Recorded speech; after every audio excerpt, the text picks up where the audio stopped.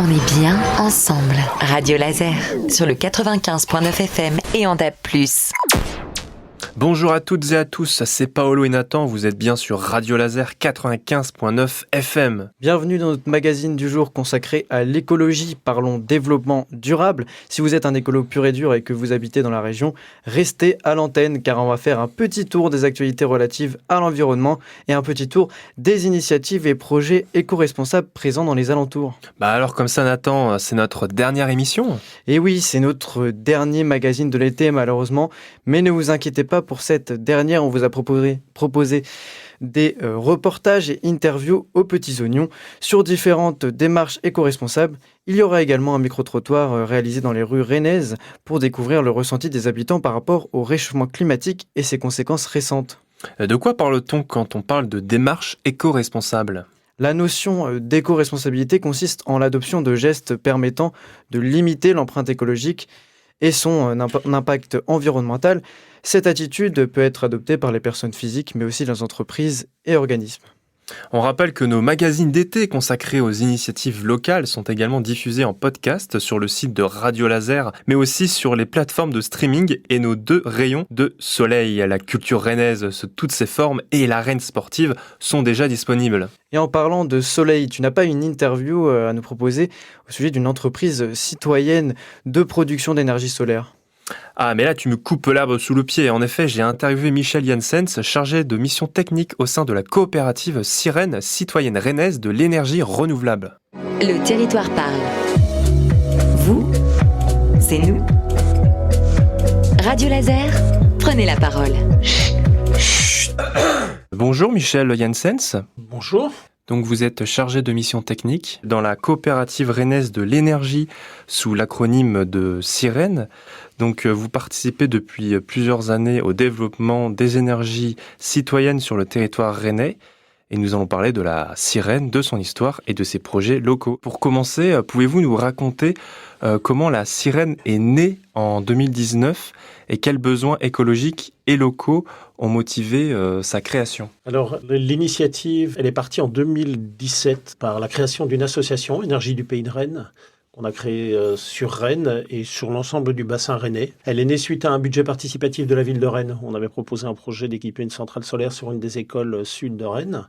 Et suite à ça, en fait, où ça a super bien marché, on a retrouvé un collectif qui avait envie d'aller plus loin. On a décidé de créer une coopérative, parce que pour vendre de l'électricité, on est obligé de créer une coopérative. On ne peut pas le faire au niveau associatif. Et donc, on a créé en 2019 la Sirène, la coopérative, pour pouvoir développer des centrales. Les citoyens investissent eux-mêmes dans les centrales. Et surtout, ils participent à toute la gouvernance du projet, de savoir ce qu'on fait de cette électricité-là. Notamment, on a un tarif, par exemple, social de l'électricité. Et donc, vous êtes chargé de mission technique. Concrètement, qu'est-ce que vous faites dans la coopérative Sirène ? Alors moi, je m'occupe principalement de tout l'aspect technique, création des centrales, relations avec les installateurs, parce qu'en fait, nous, on finance les centrales, mais on passe par des installateurs. Et donc, moi, je fais toute la relation, suivi de chantier, les préconisations et tous les aspects de maintenance. Après, je m'occupe aussi un peu d'administratif, parce qu'on est 2 salariés. Il y a Vincent Vanderhagen, qui est le président de la coopérative, et moi-même. Concrètement, que fait la Sirène depuis la recherche d'une toiture jusqu'à la production et le partage de l'électricité à ses habitants ? Alors, dans un premier temps, les 2 premières centrales qu'on a montées, elles ont été montées à Laillé et à Saint-Jacques. Mais très vite, on est passé à un nouveau système, qui est le système actuel, qui est quasi d'ailleurs le seul existant, qui est l'autoconsommation collective. C'est-à-dire qu'en fait, on investit sur une centrale qui va se situer sur un bâtiment. On aime bien travailler avec les bâtiments publics, mais on travaille aussi à Rennes sur des HLM d'un bailleur social, par exemple. Donc, on installe une centrale et les personnes situées dans un périmètre qui est défini par la loi, on va pouvoir leur vendre une partie de leur électricité en direct. Une partie de leur électricité sera tout à fait locale, elle sera produite dans les environs près de chez eux. À Bru, la Sirène développe un projet photovoltaïque sur le toit de l'école Jacques Prévert. Où en est ce projet aujourd'hui et comment les habitants pourront-ils participer ou bénéficier de l'électricité produite ? Le projet donc de boucle d'autoconsommation collective, donc celle sur Bru, c'est la 5e qu'on monte. On en a 2 sur Rennes, une à Vezin, une à la Chapelle-des-Fougerets. Alors la centrale est posée, toute l'électronique est posée. Il reste juste le petit tuyau de raccordement pour pouvoir faire démarrer cette centrale-là. Dans 2-3 mois, on espère pouvoir vendre l'électricité à toute personne se situant dans un cercle, dans une boucle autour de cette centrale, donc c'est-à-dire en gros une grosse partie de Bru. Où est l'intérêt d'installer des panneaux solaires sur des écoles comme celle de Jacques Prévert. Et ces projets sont-ils aussi une dimension pédagogique pour sensibiliser les enfants, les familles, les habitants à la transition écologique? On aime bien travailler sur les écoles, notamment pour ce volet pédagogique. Et chaque fois qu'on a un projet sur une école, c'est pas le premier qu'on a développé, on travaille avec le corps enseignant, qu'on réunit et on leur propose tout un volet pédagogique d'apprentissage aux énergies renouvelables, comment mieux comprendre. On installe par exemple un panneau avec une petite télé qui va leur donner la production instantanée, la production depuis le début de la semaine, depuis le début du mois, que les enseignants puissent développer des projets pédagogiques autour des énergies au sein de l'école. Et donc à Bru, c'est le cas, ça sera le cas, ça va être monté. Le corps enseignant a été vraiment ravis de cette proposition-là et ils ont décidé qu'à partir de la rentrée de septembre, ils allaient commencer à travailler sur le projet énergie renouvelable et donc ils auront une centrale au-dessus qui va produire de l'électricité qui va pouvoir être vendue aux habitants qui sont autour, dont notamment des parents. Et au-delà de Bru, comment travaillez-vous avec les communes et les citoyens de territoires voisins? On a la chance maintenant qu'on commence à être un peu connu dans les environs. C'est souvent les communes qui nous contactent et qui nous disent voilà, nous, l'autoconsommation collective, ça nous intéresserait que les habitants de notre commune puissent participer, puissent avoir cette possibilité-là d'acheter de l'électricité très locale. Est-ce que vous êtes prêts à investir sur un de nos bâtiments? Nous, on est prêts à vous mettre à disposition une toiture. Et est-ce que vous êtes prêts à investir? Et on répond toujours oui, nous, on est toujours prêts. Aujourd'hui, on a 17 centrales qui sont en place. Sur l'Aillé, on étudie sur l'école privée pour créer une boucle d'autoconsommation à l'Aillé. Mais on a plein d'autres projets. Saint-Herblon est en projet aussi, où ça avance pas mal. La prochaine boucle qu'on va créer va être sur Chevigné aussi. Donc. Que peut faire un habitant qui souhaite participer concrètement à un projet d'énergie citoyen près de chez lui? Alors, les étapes qu'on organise toujours, notamment dans les communes, sont des ateliers de panneaux en plug and play. Donc, c'est des panneaux solaires photovoltaïques que les gens peuvent acheter, un seul panneau qui vont brancher dans leur prise chez eux et qui va produire automatiquement. Ça permet aux gens de mieux comprendre déjà ce que c'est que le photovoltaïque, ce que sont les énergies renouvelables. Et puis après, quand on crée une boucle d'autoconsommation, on remarque qu'en général, ce sont nos premiers clients. Le problème des énergies, c'est qu'en fait, on n'a jamais été habitué à essayer de comprendre comment ça fonctionnait réellement. Notre rôle aussi en tant que coopérative citoyenne, c'est tout le volet pédagogique et d'acculturation de la population au niveau des énergies. Merci à vous, Michel Janssens. Et encore merci à Michel Janssens pour son temps qu'il nous a accordé. Et si vous êtes intéressé par la consommation verte et que vous habitez sur Bru, eh bien n'hésitez pas à contacter Cyrenne. Ils se feront un plaisir de vous aider dans votre démarche éco-responsable. Maintenant, parlons de l'actualité locale environnementale. Lundi dernier, donc le lundi 20 juillet, un incendie s'est propagé sur le lieu La Sourcée à Saint-Senoux. Selon l'éclaireur, l'incendie provient d'une machine agricole utilisée par un agriculteur après la coupe de la paille. Entre 60 et 80 habitants et habitantes avaient été évacués dans la soirée. Paolo, tu sais si le feu avait été maîtrisé rapidement? Alors oui, en effet, le feu qui a débuté vers 18h a été maîtrisé dans la soirée aux alentours de 22h. Cet incendie s'inscrit malheureusement dans une série d'incendies dans la région Bretagne et en France. En période de canicule, on compte une centaine de départs de feu. Les terrasses sont secs, il ne pleut pas, impossible de nier la cause, le réchauffement climatique. Selon les analyses publiées par l'EFFIS, la surface brûlée en France en 2025 est environ 3,5 fois plus élevée que la moyenne des 9 dernières années, 2006-2024.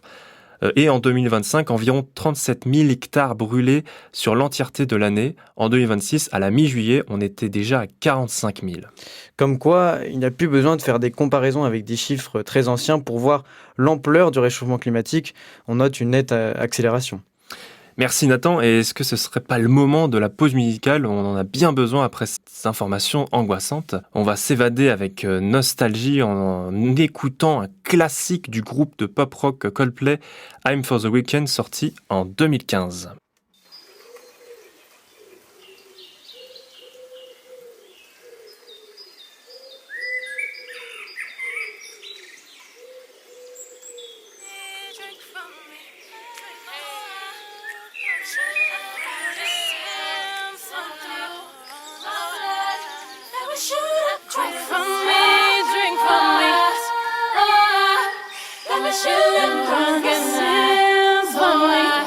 So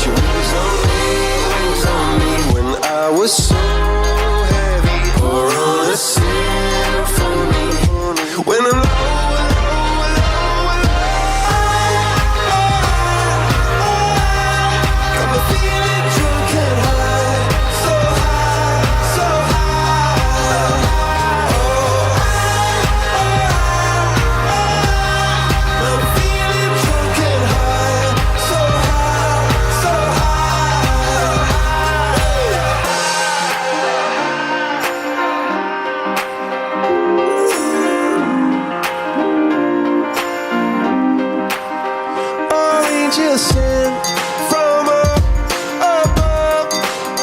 I feel you coursing through my blood. Life is a drink, your love's about to make the stars come out. Put your wings on me when I was so heavy, or on a symphony. When I'm low,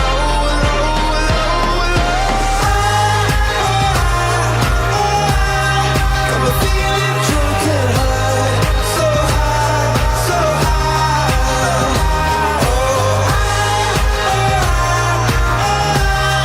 I'm feeling drunk and high, so high, so high.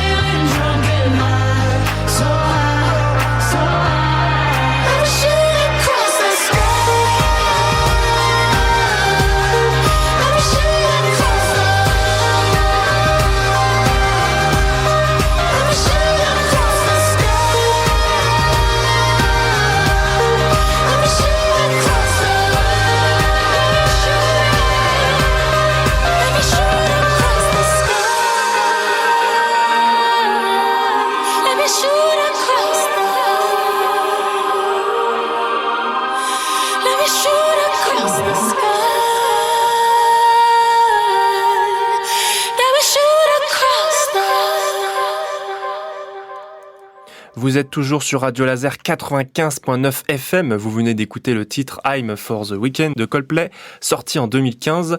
Entre les bruits d'oiseaux du début et l'engagement environnemental du groupe, on se devait de jouer ce morceau. En effet, il faut savoir que le groupe Coldplay redouble d'efforts pour diminuer l'empreinte carbone de leur tournée malgré leur célébrité. Dans le cadre de leur tournée Music of the Spheres World Tour, le groupe avait communiqué leur engagement, réduire de 50% l'empreinte carbone par rapport à leur tournée précédente. Mais comment ils font pour allier tournée internationale et écologie ? Alors forcément, le coût environnemental reste élevé comme toute tournée, mais quand j'étais allé au concert du Stade de France en 2022 de Coldplay, ils avaient développé une initiative pour le moins innovante. Ils se sont servis de dispositifs cinétiques, ce qui permettait aux fans, aux spectateurs de produire de l'électricité en direct, notamment avec des planchers. Et ils utilisent également des énergies renouvelables pour réduire leur impact environnemental. C'est réjouissant de voir des célébrités qui profitent de leur exposition pour mettre en avant la cause écologique. Le monde du spectacle, des tournées étant très énergivore, il est nécessaire de repenser son modèle. Un éco-geste n'est jamais de trop. Et oui, il est important de le rappeler. D'ailleurs, j'ai réalisé un micro-trottoir dans les rues rennaises pour questionner les habitantes et habitants sur leur vécu des dernières canicules, des dernières conséquences donc du réchauffement climatique, ainsi que aussi sur leur avis concernant les gestes à mettre en place pour limiter la casse. On écoute. Comment vous avez vécu les dernières chaleurs intenses et les derniers épisodes de canicule ? En vrai, je trouve que je me suis assez bien adaptée. Après, je travaille en piscine, donc l'environnement il est très très très humide et donc très chaud. Enfin, très humide et très chaud. Mais en soi, j'ai la chance d'avoir une petite clim portative chez moi, donc je suis pas du tout à plaindre. Les dernières semaines de canicule, c'était pas très facile parce que moi j'habite au 7e étage. Et au 7e étage, où l'air circule pas beaucoup, alors ça a été quelques nuits blanches. Ça a été pas facile en travaillant en restauration en plus. Travailler en restauration sous 40 degrés, c'est quasi de la torture. Et quand on rentre chez soi, on arrive à peine à dormir. Bon, nous quand même, on vient d'Afrique subsaharienne, les chaleurs on connaît. Mais la différence, c'est qu'on a du vent quand même là-bas. Mais là, la canicule en Bretagne, on en a vachement souffert parce qu'il n'y avait pas d'air.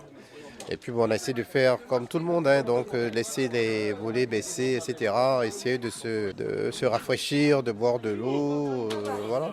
Moi, avant stage, j'étais à Toulouse. Donc à Toulouse, on est habitué, c'est la normalité. Mais en Bretagne, c'est pas ça, quoi. Voilà. Moi, personnellement, pas trop mal, parce que je déteste le froid, donc en comparaison... La chaleur, même importante, ça me dérange moins. Il faut s'organiser, faire des courants d'air, mettre les volets, etc. etc. Donc quand il a fait 40, c'était dur. Pour essayer de relativiser, je pensais aux femmes qui attendaient un bébé, qui devaient en baver beaucoup plus que moi, et puis aux gens qui ont des logements à l'intérieur desquels c'est très très difficile de faire un petit peu de frais ou un petit peu de courant d'air. Est-ce que vous pensez que tout le monde est logé à la même enseigne concernant le canicule et tout ça? Oui, c'est sûr. Après, il y a la différence des personnes âgées.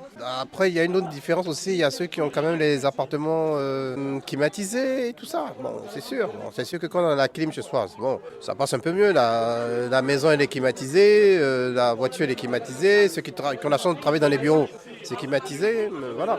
Sinon, effectivement, j'ai des amis qui sont ouvriers chez PSA. Maintenant, c'est Stellantis. Je crois qu'ils travaillaient que le matin. Hein. Après ça, ils stoppaient. Ils sont restés, je crois, 2 jours à la maison. Avec les chaleurs, ils ne pouvaient pas. Les robots aussi qui chauffent, etc. Voilà.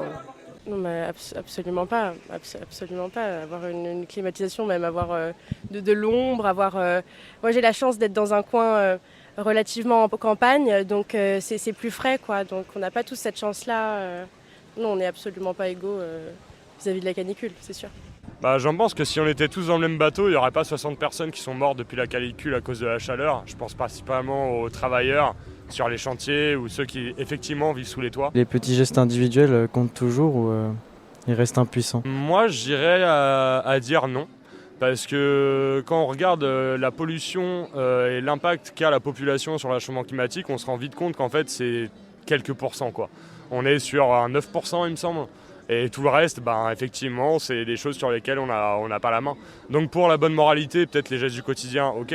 Mais quand tu tries tes déchets depuis un moment et qu'en fait tu n'arrives pas à dormir sous 40 degrés, peut-être que c'est pas parce que j'ai pas bien trié mes déchets, quoi. Genre, je pense qu'on aime bien redonner la responsabilité à l'individuel, sauf que encore une fois, on n'est pas logé à la même enseigne. Et que nous, on trie nos déchets, nous, on fait attention. Force est de constater qu'il y en a, ils n'ont pas besoin de faire attention, ils sont bien climatisés. Pendant que dans les hôpitaux, on met des trucs sur les fenêtres pour faire survivre des patients. Absolument, c'est l'avenir. Comme je dis, tout le monde doit apporter sa pierre à l'édifice. Voilà, tout le monde doit faire un effort, c'est clair. Ça se voit, c'est clair. Et puis s'il fait aussi chaud là, un peu en Bretagne, ce qui veut dire que quelque part, il y a un dérèglement. Ça se voit, ça se sent. Voilà. Donc c'est à nous tous les jours, dans tout ce qu'on fait, de faire un effort. Eh bien, après ces réponses diverses et variées de ces Rennais et Rennaises, nous allons nous pencher sur une actualité brûlante. En effet, nous allons parler du vote de l'Assemblée et du Sénat sur la réintroduction d'insecticides anciennement interdits. Dans la nuit du lundi 20 au mardi 21 juillet, l'Assemblée nationale a adopté le projet de loi d'urgence agricole par 296 voix contre 224. Le Sénat l'a ensuite définitivement adopté le mardi 21 juillet. Parmi les nombreuses mesures de ce texte, une disposition provoque une importante controverse. Elle ouvre la possibilité de réintroduire temporairement 2 insecticides interdits en France, l'acétamipride et le flupyradifurone. Concrètement, l'acétamipride pourrait être utilisé pour protéger les noisettes, tandis que le flupyradifurone pourrait concerner les betteraves sucrières, les pommes et les cerises. Les défenseurs de la mesure affirment que certaines cultures se trouvent dans une impasse technique face à des pucerons ou à d'autres ravageurs. Ils dénoncent également une concurrence déloyale, ces substances restent autorisés dans d'autres pays européens. Mais le problème est que ces insecticides ne s'arrêtent pas poliment à l'insecte visé.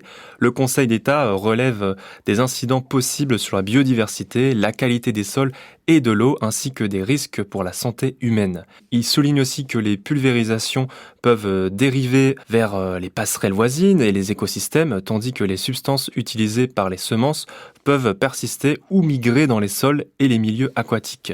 Cette affaire rappelle surtout un épisode très récent en août 2025. Le Conseil constitutionnel avait déjà censuré une disposition de la loi Duplon permettant le retour de pesticides néonicotinoïdes.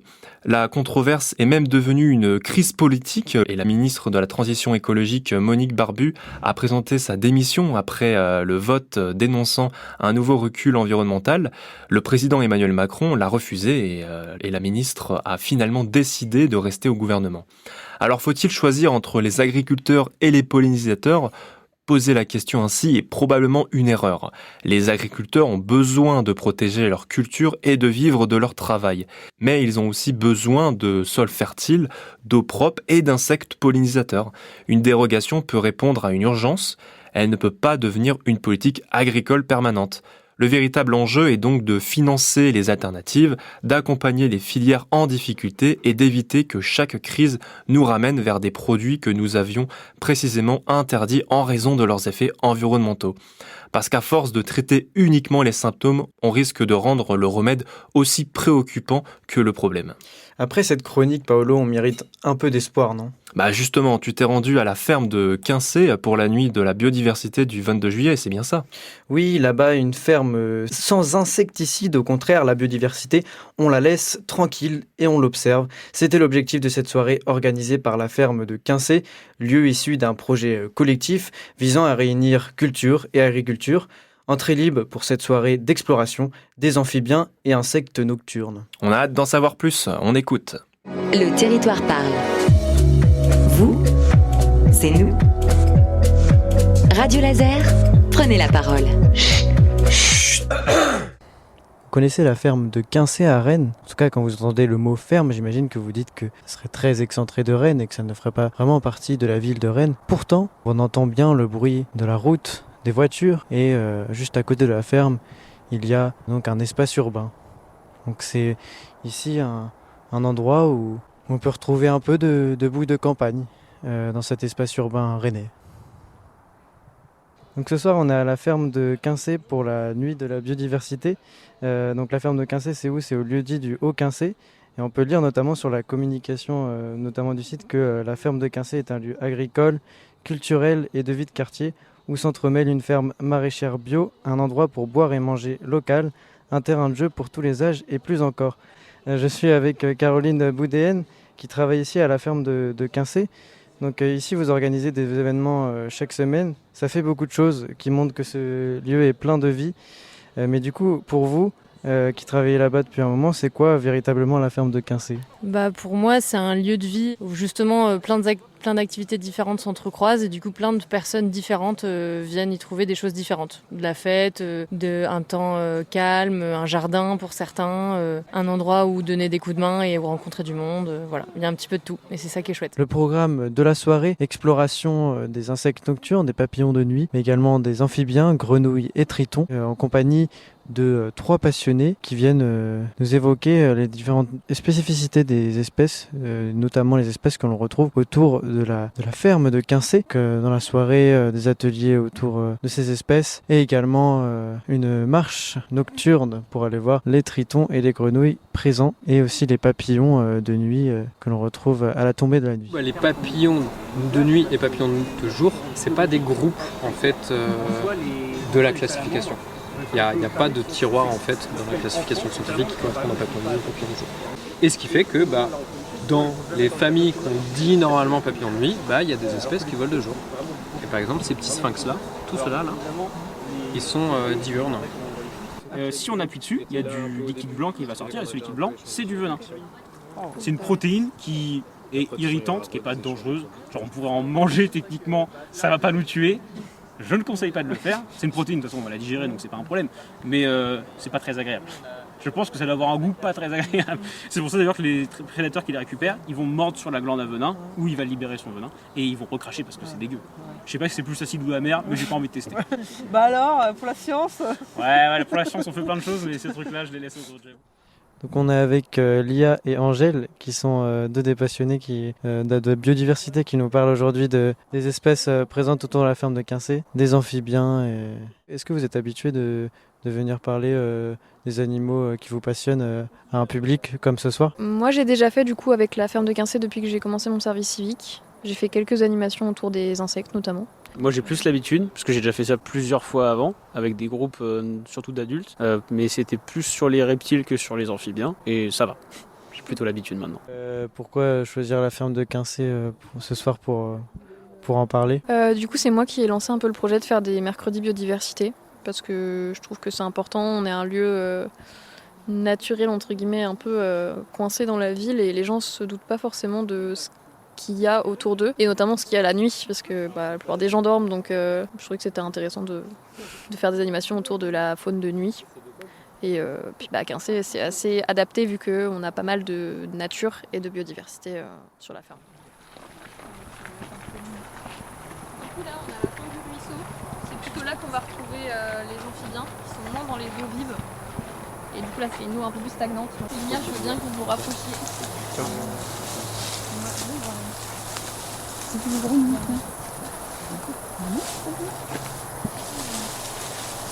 On les a entendues. Elles sont parties oui, elle est là au milieu. Ah, ah oui. Oh, Dromadaire. Ah si, le triton est là. Ah, alors. Il va falloir se rapprocher un petit peu. C'est trop mignon.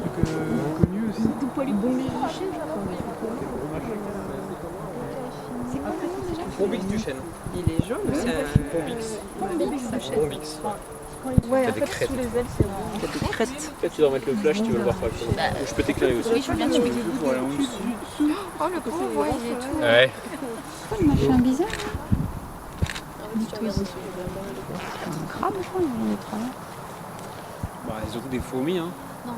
Ah, mais il y a des fourmis qui piquent. Pardon. Rassurant. Merci. C'était amorphe. Un peu de petits coloptères qui mangent le bois mort. Ça. D'exilo quelque chose. Des xylophages, ouais.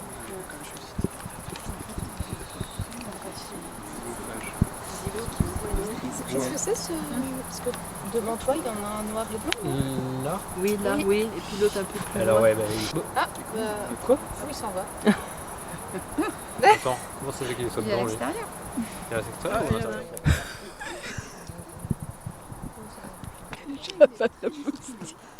J'avale les moustiques. J'avale les bestioles. Du coup, comment s'est passée cette soirée? Très bien organisé, très bien. Par petits groupes, on a pu voir tout de près, très intéressant. Moi, quand je parle des animaux ici, c'est surtout pour parler de préserver nos écosystèmes, parce que tout ça fait partie d'un tout, la nature, et si c'est pas préservé, c'est problématique sur le long terme pour nous, mais aussi pour tous les autres animaux. Et à mon avis, c'est important d'en parler aux gens qui sont là ce soir, parce qu'ils n'ont pas forcément l'habitude de voir ce genre d'animaux-là. Et c'est un bon moyen d'apprendre à les connaître, et ce qu'on apprend à connaître, on a envie de plus s'y intéresser et de potentiellement plus les protéger. Merci à l'association de la ferme de Quincé de m'avoir permis de réaliser ce reportage. La ferme de Quincé, située au lieu-dit Le Haut-Quincé, est ouverte au public chaque année d'avril à octobre. La nuit de la biodiversité était un exemple parmi d'autres des sorties culturelles proposées par l'association. C'est un véritable laboratoire agriculturel, la ferme de Quincé, où l'on expérimente beaucoup de choses, entre soirées musicales, maraîchage bio ou encore restauration. Il y en a pour tous les goûts et pour toute la famille. Vous pouvez aussi vous y rendre pour vous poser tranquillement aussi. Et la ferme de Quincé est donc ouverte du mercredi au samedi avec des horaires qui varient. Pour plus d'informations, n'hésitez pas à vous rendre sur leur site internet quincé.bzh. Avant de nous quitter, on voulait vous parler de notre série de chroniques La vie en vert, consacrée à l'environnement. Une série dans laquelle on essaie de comprendre les grands sujets environnementaux. On y parle de climat, de nucléaire, de permaculture, de biodiversité, de technologie, de consommation, etc. À chaque épisode, on part d'une question simple. C'est quoi le GIEC? Quels sont les métiers d'avenir? La technologie peut-elle sauver la planète? Ou bien alors, comment protéger la faune autour de Guichen et des vallons de Vilaine? On confronte les idées, on vérifie les informations et on essaie surtout d'éviter les réponses trop faciles. Parce qu'en matière d'environnement, les problèmes sont rarement simples. Mais les discours qui prétendent les résoudre en 30 secondes le sont souvent beaucoup trop. Retrouvez donc cette série de chroniques prochainement à l'antenne ainsi qu'en podcast sur le site de Radio Laser et les plateformes de streaming. L'occasion de mieux comprendre ce qui change, de découvrir ce qui se fait près de chez nous et peut-être de regarder notre quotidien autrement. Restez branchés sur Radio Laser. Bon, cette fois-ci, c'est vraiment la fin, Paolo. C'était notre dernière émission ensemble. Non, déjà? Bon, eh bien, j'espère que vous avez aimé ce rendez-vous hebdomadaire. C'est la fin de notre duo d'exception, enfin, pour le moment. Restez branchés pour nos épisodes de La vie en vert. Bonne journée sur Radio Laser 95.9 FM. On est bien ensemble. Radio Laser sur le 95.9 FM et en DAB+.